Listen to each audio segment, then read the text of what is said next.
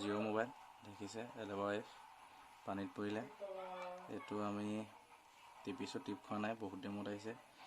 মাজৰ সেইটো টিপিছোঁ, মেনুখন ওলাব লাগে 5 টিপ খাইছে, আকৌ টিপিছোঁ, এয়া বেলেগ এটা টিপ খাইছে। সেইটো আমি কেনেকৈ ঠিক কৰিম?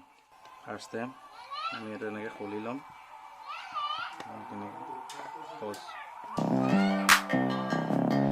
ফাৰ্ষ্ট টাইম আমি এনেকৈ খুলিব লাগিব।